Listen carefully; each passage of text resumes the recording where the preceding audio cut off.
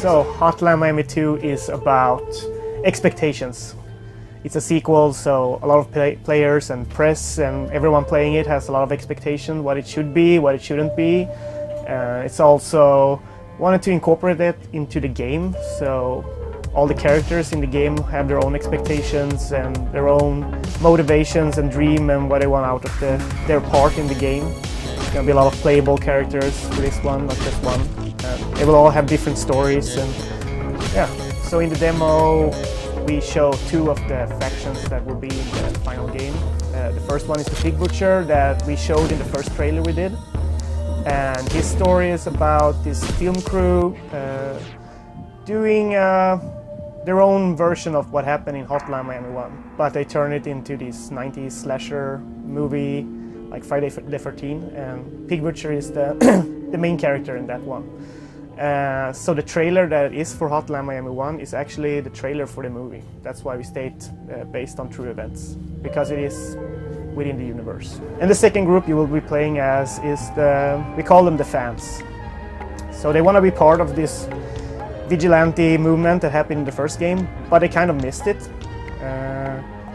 But they hope and think there's somewhere out there there's still guys doing these phone calls. So they are driving around in their car wearing masks, beating up thugs that they can find, like low-life thugs, robbers and drug dealers, and hopefully get enough attention from media so that they will one day get that call and be part of the whole vigilante movement. So the fans, they symbolize as people that want Hotline Miami 2 to be exactly like Hotline Miami 1.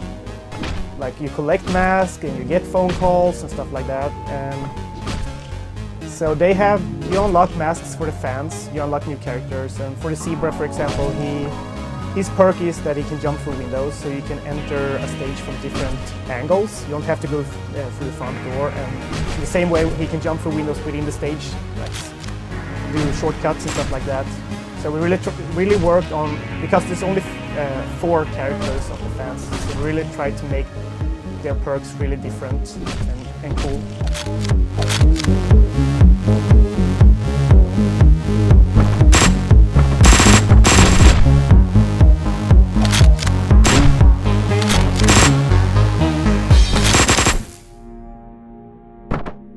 So the reason why we did a sequel is we had a lot of backstory when we were doing the first game, and just us talking about like characters that could be, or what is this character really about and stuff like that. So we started doing another game right after Hotline Miami, but we couldn't stop talking about Hotline Miami 2, and we felt like it's a really good idea and we can make a really awesome game about it that has a purpose, like both for the story for the first game, but also for us, like trying to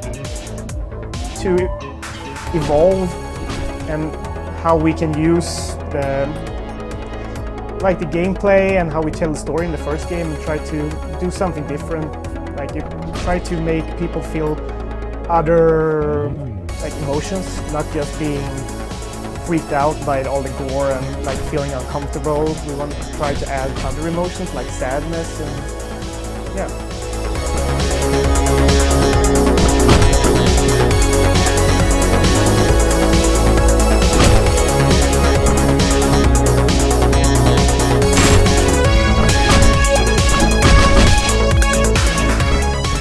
How did we cope with expectations for the sequel?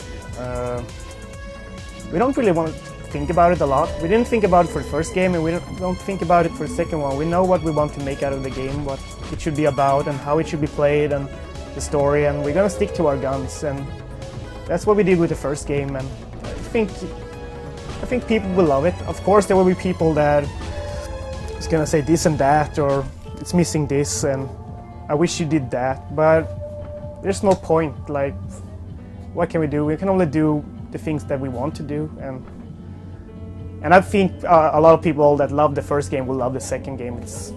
The gameplay is intact and stuff like that. So this sequel is the last game of Hotline Miami. This is the rest of the stuff that we want to tell people, and this is the rest of the story that we have.